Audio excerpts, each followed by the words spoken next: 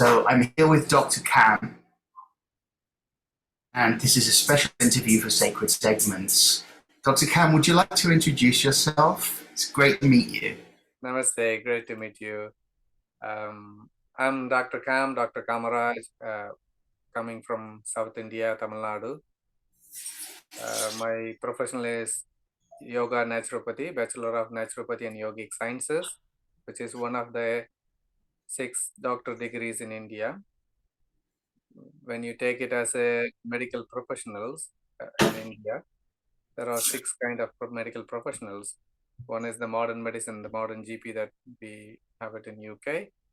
And there are another 5 medical system. It's called Ayush, Ayurveda, Siddha, Unani, Naturopathy and Yoga, Homeopathy. So we all study as a one university in South India, Dr. M.G.R. Medical University in Tamil Nadu. All takes 6 years of educational qualification. Are you based in the UK now? I am based in UK now. I'm married a Bristolian, so I have You're in Bristol. I see. Great. So you mentioned Ayurveda as one of the one of the holistic system of medicine in India. Yes. Yes.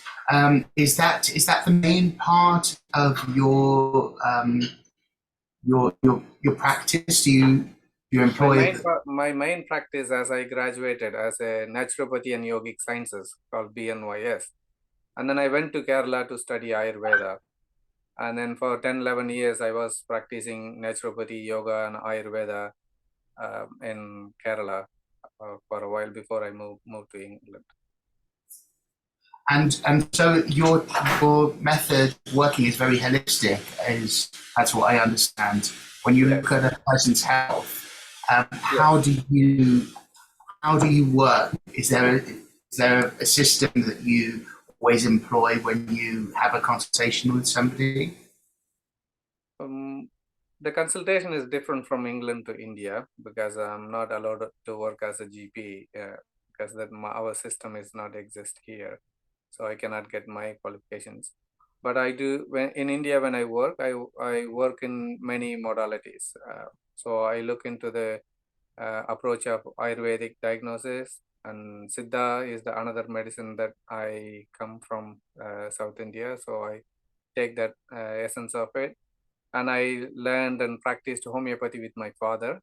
So I take that notes as well. And of course, the naturopathy and yogic science has a wide range of diagnostic methods from the basic of iridology, iris diagnosis. And in the acupuncture, we use the pulse diagnosis. Of course, the Ayurveda Siddha also has the pulse diagnosis in a different aspects. So there are many others, and then signs and symptoms we ask. So we try to work out the root cause. Either if somebody comes with a problems or any therapies they are looking for, so we look into the physical, mental, emotional, or even spiritual well-beings if it is anything disturbed or anything imbalanced. So we try to cure through all the 4 layers of being. So the diagnosis comes from all the other aspects. I'm interested to know what inspired you this path of healing. My father is a acupuncture master in acupuncture and homeopathy and herbal medicine practitioner in hometown. So from the childhood, I always seen how he treat people. People used to come in a wheelchairs and stretchers, and then they used to catch a bus and go back. So he worked with the root causes. And then when I was at the age of 15, when there is a main exam, like a 10th standard, 10th degree, and before the exam, like 2 months before, I had a typhoid fever. I was bedridden, and my father cured me very easily with acupuncture and bit of homeo medicine. Since then, I started believing it doesn't have to be a modern medicine only can cure people.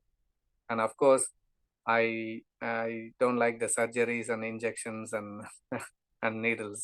Except acupuncture needle, I don't like to use other needles. So that's another reason also I moved on into the holistic approach. I used to be afraid of acupuncture, but I've had it quite a few times, and I'm a big fan of it. And I can tell you uh, as well from experience, it does work. It really does help. Good to know. Good to know. Yeah, acupuncture is nothing to do with our injections or syringes which apply to it, because acupuncture works its own aspect, and it's nothing to do with the blood vessels. How can people find out about you? Do you have a website, or how can they contact you if somebody's I'm really laid back with the modern technological things. I try to work on my website, but I didn't. My work always been a word of mouth. Oh, word of mouth. Okay, so Yes, people can always been a contact word of you mouth. maybe through sacred segments. They can either come to me and I can give them your contact, or Like that, like that, like that. People yes, okay, who I treated in many, and they recommend their other friends or families, or like who knows word of who. mouth. Yes, yes. Got you. And is there a case that particularly stands out in your mind that you've worked with? There are a few cases I would say. When I was locked down in India during the COVID, like 2020, my flights were cancelled 3 days before I come back to England. The flights were cancelled, so I volunteered myself to work with the COVID patients in Chennai with the government sector. During that period, I seen how people are affected, and then we group of doctors, yogic doctors, created a certain sequence which can help people to recover from the stress, anxiety, trauma, or any psychosomatic illnesses that particularly those period people are being affected. And one guy I remember, he was a laboratory technician, so he came from outside the city to do the service within the city. He goes in the van and then doing the swab test and everything. And after he finished his duty for 2 months, and before he go back to his village, and he has to be tested. So when he took a test, and it became a positive, until the time he knows it is positive, he was quite healthy and he was quite free and he is energetic. But as soon as he know that the result was positive, then because he knows all the signs and symptoms what it could bring, and then within the 24 hour he got all the signs and all the uh, COVID symptoms. So it became a psychosomatic for him. So after 2 days, when I went to the consultation or work with the COVID patients, I was delivering the therapeutic yoga as a daily practice. And then the end of the practice, he came down and he was crying, and then he asked me like, what can I do to improve on things? So I suggested him with some yoga nidra to listen to it, like which is online, uh, done by Sri Ravishankar Guruji's Yoga Nidra. It's a very powerful healing. At the moment, people helped a lot. And then I suggested him some therapeutic yoga that he has to follow like a 5 times a day, and then eat well. And then the Yoga Nidra help him to sleep, because he become a sleepless. He become all the symptoms that it's been listed in the COVID period. Within 1 or 2 days, then the same night he slept really well, and the next day he eat well, and his body accepted all the vitality works that we're going through. Within 3 days, he become completely fine again. So that is a profound practical experience I had it. And then the recent years, there is a client I was treating who I was a war medic. He served in a UK military for 26 years, and he served with the ex-prime minister as a medical bodyguard, and he served with the queen as well certain period of time. But he been involved in a few wars, and then he's the only one made out alive certain period. Um, so he had a lot of PTSD issues. Also, he had a constant headache for 10 years, which is after he met a bike accident, and his head was like got a little bit of injury. So he had a constant headache. He cannot lie down to sleep. So he always sit up to sleep. Even if you take like a painkiller or something, only 2 hours, then after 2 hours of lying down, he wake up with excruciating pain. So all those 10 years he had like a quite tough time. So somehow a friend recommended him suggested him to me. So he was very skeptical because he's a doctor. He's PhD in doctorate in 2 levels, and he was a war nurse. He was military trained, like a very high ranking military person. So he wasn't able to accept me because I'm alternative system of medicine, and then we don't know like what are the things because he never had experience. So I treated him once, and then he accepted my way of approach because everything I explained him scientifically through the acupuncture and body work and acupressure and reflexology. Everything I approached him in that aspect, and he booked for a 10 session. Within 7-8 session, and his headache is stopped. And then after 13th session is dreams, the bad dreams, the very strong dreams that he had. He never slept in peace for a long period of time. So after 2-3 hours, he wakes up with a really wild dreams.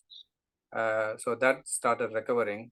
And then I had a very curious myself because I expected myself it may take like 40-50 sessions to get him out of his headache, because it's the strong headache, the sensitivity he had. I cannot even touch his scalp to put any needles. I cannot do head massage or like neck massages. That was very hypersensitive.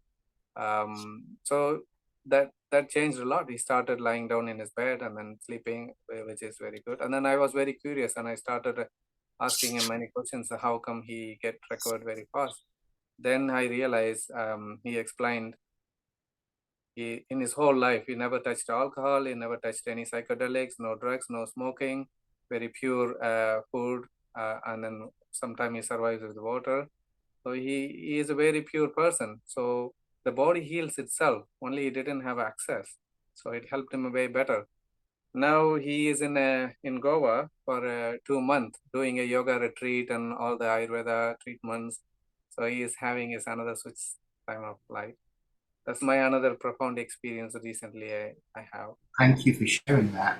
I trained in the Louise Hay philosophy of the mind-body connection, and it's very much aligned with what you're saying about how trauma and the mind and emotions and thoughts are very much linked in creating our disease, whether we know it consciously or not, and how we can change these conditions that we're experiencing through practicing a different thought or coming out of the trauma. Would you agree with that statement? Yes, there are many aspects to it. When as a human, our body is a combination of 5 elements, and then it is interconnected with the external 5 elements.